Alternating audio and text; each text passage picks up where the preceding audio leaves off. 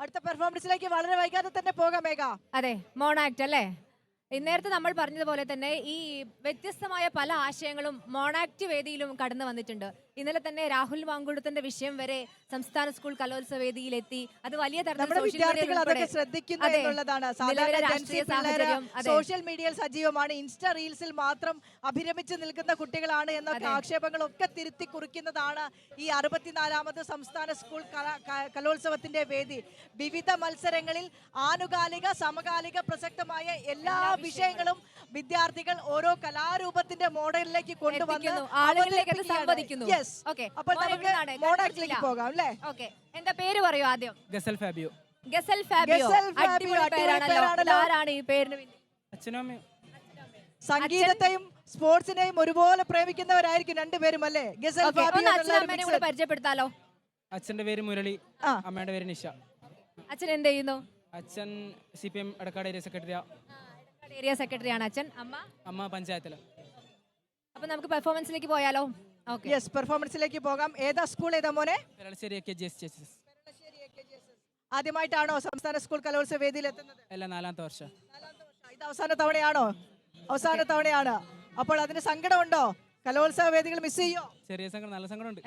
അപ്പൊ ആ സങ്കടം മൊത്തം ഇവിടെ മോണാക്ട് അവതരിപ്പിച്ച് അങ്ങ് തീർത്തോളൂ. സന്തോഷിക്കാം നമുക്ക്. ഓക്കെ,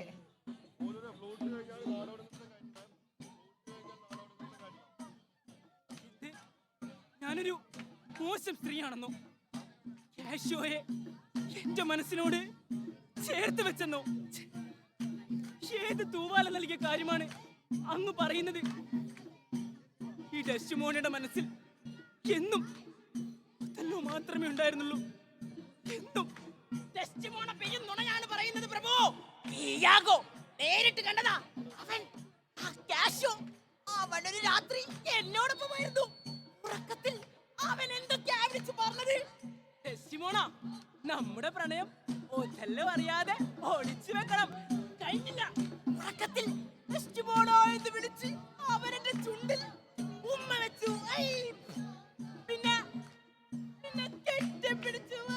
ഡെസ്റ്റിമോണ, ഇല്ല, നീ ഈ ഭൂമിയിൽ ജീവിച്ചുകൂടാ. നിന്നെ ഞാൻ മരണത്തിലേക്ക് പറഞ്ഞേക്കും. ഇന്നെ കൊല്ലരുത്. സത്യത്തിലായി ഒരു പകൽ കൂടി എനിക്ക് അനുവദിക്കണം പ്രഭു. ഞാൻ വിശുദ്ധയായ ഭാര്യയാണ്. ഭാര്യ ആ വാക്ക് ഇനി ഡെസ്റ്റിമോണക്ക് ചേരില്ല. ഈ കൈക്കരത്തിൽ പിടഞ്ഞ് പിടഞ്ഞ് നീ അവസാനിക്കും. യെസ് മോനെ, അടിപൊളി, സൂപ്പർ, അടിപൊളി. എല്ലാ ആശംസകളും. ഓക്കെ, ശരി.